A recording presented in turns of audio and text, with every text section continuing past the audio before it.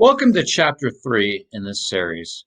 This chapter is going to cover deciding where to go, risk management, and factors to consider.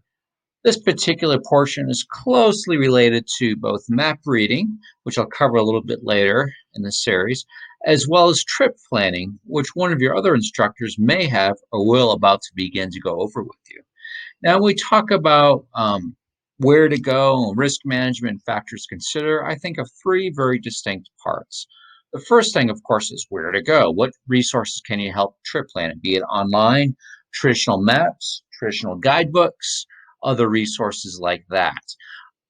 Weather situations and seasons and climates are going to be very dependent where you go. The high desert of the area around Ghost Ranch be much different than, say, the higher mountains around Wheeler Peak.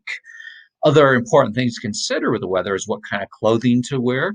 Will a trip that's perfect in, say, September be a really good one in July? As well as other factors of, say, snow melt make for a dangerous river crossing.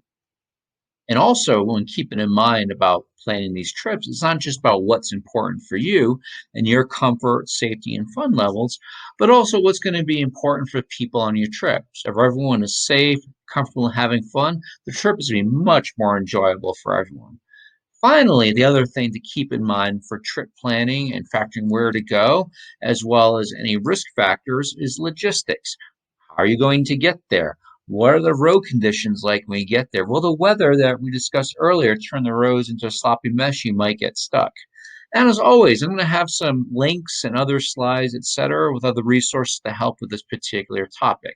After looking over this topic, you'll have a high-level view of what will be important when assessing where to go for a trip and what risk factors may or may not be involved, not just for you, but for people on the trip as well.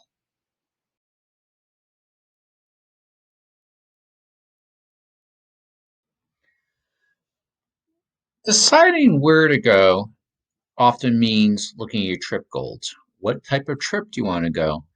Where are you going to go? Mainly hiking, mainly camping, photography, miles per day, terrain, and different other factors. But the first place to start when deciding where to go, places like your guidebooks, online maps, or even some simpler road atlases. Now, when we look at maps, we'll go into further detail about how to use maps for trip planning, how to read them. But for now, it's just an overlook of where I like to start when looking about where to go. And the first place I start, at least when I get to the map portion, is a road atlas. A road atlas gives you a nice overview, more so than a computer screen or a smartphone, at a high level overlook of where to go and what the roads might be like and different places to go. Going back to the favorite place around here for mountain travel, the Pecos, if I look on page 46 of this road atlas, I can see that has the interstate over here, but also a lot of the different back roads, the potential condition of the road, some of the major trailheads, camping areas where the peaks are. And the reason why you want to do this, it gives you, at least on a very high level, what is around you, where to go for trip planning. And as I mentioned before, when you're planning these trips, you want to keep in mind the roads are like. Will you need a four-wheel drive vehicle? Will the roads be too rough if it gets rainy? You might get stuck. And this road atlas or similar is an extremely good place to start. And it's one of the first things I overlook to help me plan my trips. As we get into more detail and we want to start looking a little more into the area, I like looking at this overview map. It's not as detailed as some maps we'll go over later, but it gives a nice medium overlook at the different places. You can look at the different trailheads in Sangre de Cristos, the Columbine Hollow Wilderness, and different places along those lines. And this also helps in my trip planning where to go. If I know I'm going to go to Gold Hill, there's a nice trail here that goes here. If I want to do some ridge by Wheeler Peak, it might involve some off-trail traveling. So I want to keep that in mind.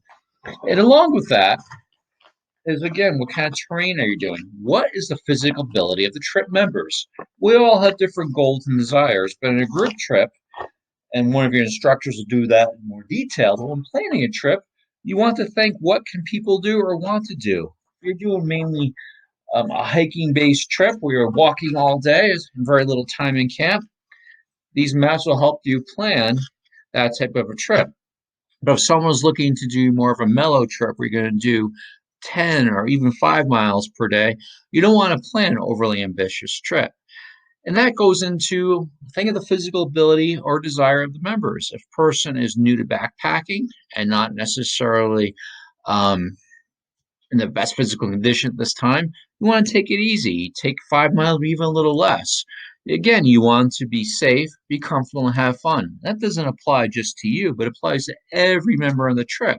So think of the ability of the trip members and see what you can do to have fun.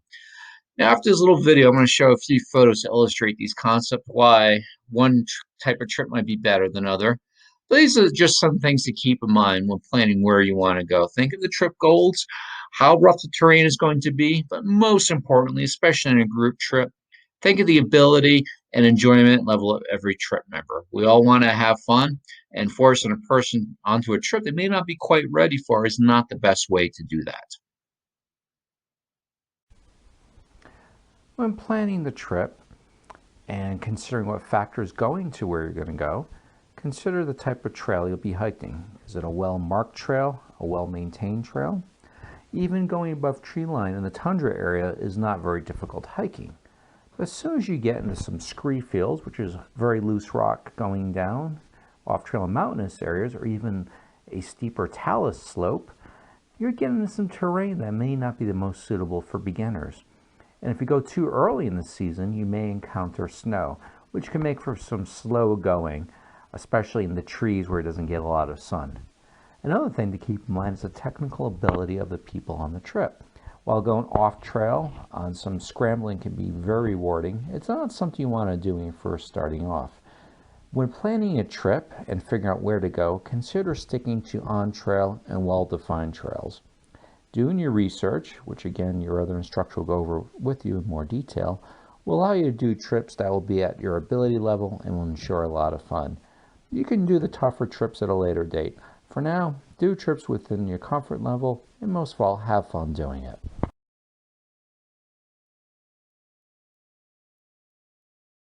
When figuring out where to go and the factors involved in going there, we have to think of the climate, the season, and the weather. Now, the climate is a very general description of a given area. The desert is going to be hotter and drier, typically, especially in the summer. Even in the winter, it can get cold, but nowhere as cold as the mountains. Conversely, the mountains, we know in general, even during the summer, it can be cool to cold at night and pretty temperate weather even at the height of summer. Seasons will be very different for each climate. The desert will be, as I said, cool to cold during the winter, but usually a place where it can go all year round. Where the mountains, unless you have, say, skis or snowshoes, might turn into a much different expedition in January than, say, in September when the weather is very temperate and mild, versus, say, August when the monsoons come and it gets very wet and rainy in the mountains. Now, weather is going to be very dependent upon that day.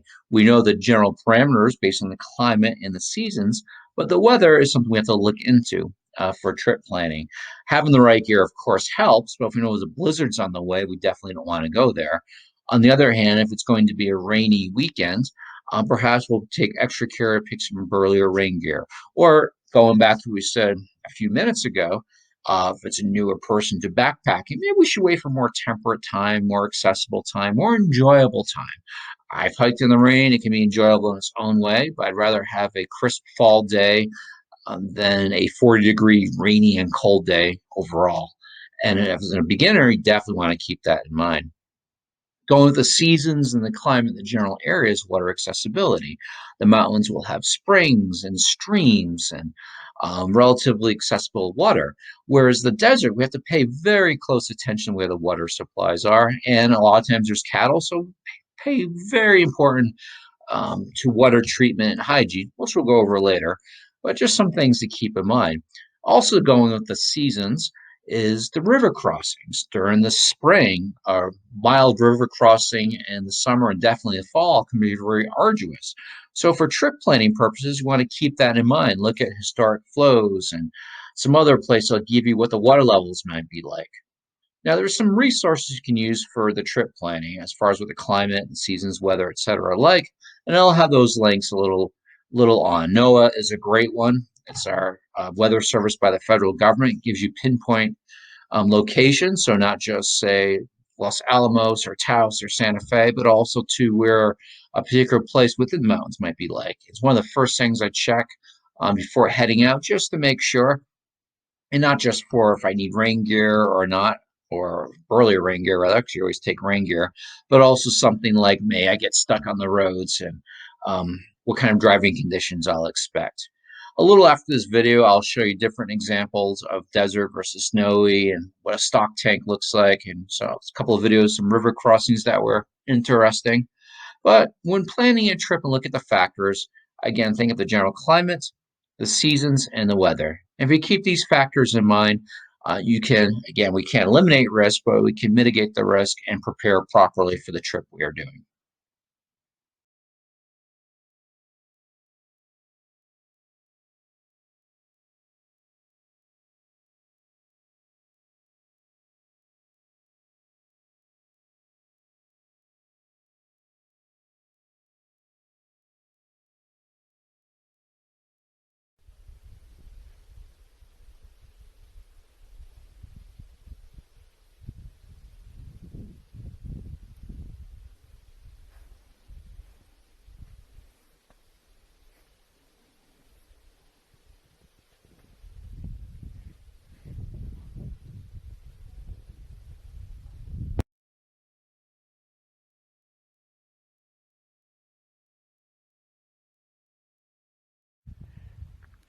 Greetings from the rooftop of New Mexico.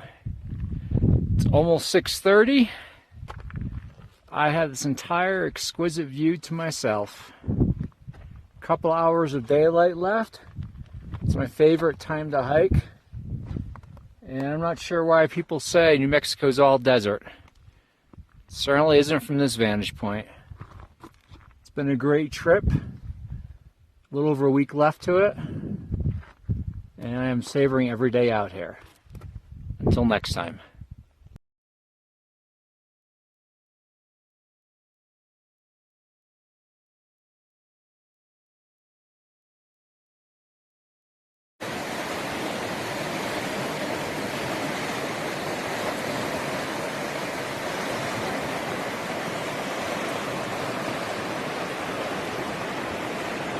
That looks better.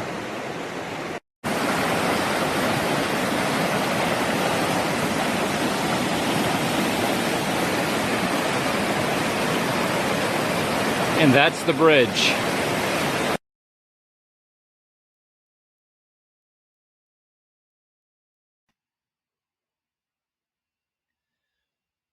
The last part of figuring out where to go and how to get there and other factors involved are the logistics. Now, logistics are probably the least exciting thing about trips. No one Instagrams their pile of gear by the front door the night before. No one Instagrams their trip permit, or at least most don't. I certainly don't. But it is a very important part of this trip. If you have your logistics dialed in, you won't have an adventure. An adventure usually means something got messed up and you have a heck of a story to tell because something didn't go well. Try to avoid it. I made my mistakes. Hopefully, you can learn from mine. Now, when I start with logistics, the first thing you have to figure out is who is driving? How am I going to get there? With a school or similar organization, you probably, more than likely, have a van or a bus perhaps that will take you to the trail end. If you don't, or you have to reserve one through your school, how do you do that? And don't wait till the last minute. Plan ahead of time. Get everything dialed in. And that also goes if you're going to be going with some friends. Don't have the thing of the night before, well, my car is in the shop that day and I can't do it after all. Then you're scrambling. So figure out how are you going to get there. What kind of a vehicle do you need? Will a stock Honda Civic be okay because it's a paved road or a very improved dirt road? Or is it a rough four-wheel drive road? You might be better off with a four-wheel drive vehicle. And how do you find out what kind of road is there to get there? Well, again, I love these road atlases because it shows what is going to be a Jeep road versus a rougher dirt road versus a paved road, things like that. It's not 100% accurate because road conditions can change from season to season or even month to month, depending if there's rain or not. But one thing that is helpful besides the road atlas is the Google satellite maps. It lets you zoom in a little closer. You can see if it's a rutted dirt road and other conditions. And Google is always your friend. Look for other trip reports. A lot of times on the trip reports, people will mention this road is very rough. My two-wheel drive pickup didn't work so well, or there was a stream crossing I had to go through, or this road was a lot better than I expected. They graded it recently, and look, it was dated a month ago. So that can be a good thing to do. Another thing to do, of course, is call the local Forest Service or BLM office. Get some conditions from them in the field. They're usually extremely helpful. They can help you plan the trips and tell you what might be involved, or if your car or can make it, or even if the road is closed because of a downfall that was up there and you can't get through it. And I'll give some more information after this little video and other resources. Another thing to keep in mind too, especially if the road is borderline, is will you get stuck if the weather turns? A moderately okay road for a stock four-wheel drive vehicle might not be too good if it rains. We can get stuck no matter what kind of vehicle you drive. And speaking of logistics, that's another thing to check. As we mentioned in the previous videos, what is the weather going to be like? Google is your friend. I prefer the NOAA weather forecast. NOAA is done by the federal government. Not only does it give you weather for the cities such as Taos or Los Alamos or Santa Fe, but also give you pinpoint weather for the peaks or the trailheads and things like that. It's an amazing resource. They have both a website and a lot of apps now will tie into the NOAA weather service and give you it in a more smart device form. And it's something I always check before I go out. So when you think of trips, logistics, I said, isn't the most glamorous part of the trips, but it's a very important part. If you have your logistics dialed in well before, it's going to be a much better trip for everyone involved. After this video, I'll give a checklist similar to what I have for the backpacking checklist. If you follow this checklist, especially as you start off, you'll find you have things dialed in, and you'll avoid a lot of the mishaps I did to learn the hard way. Don't do things the hard way. Try it the simple way, and I think you'll have a lot more fun.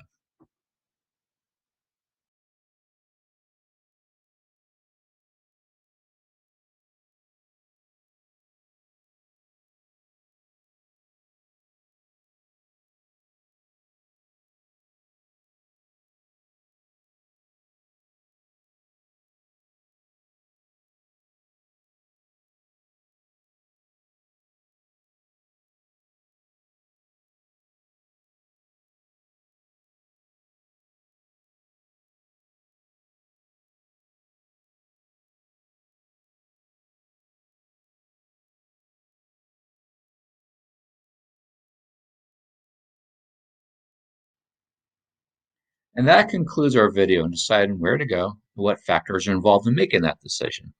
After this video, I hope you have a better idea of what factors involved in making those decisions and what will allow you to be safe and comfortable and have fun in the outdoors, not just for you, for other people involved on the trip.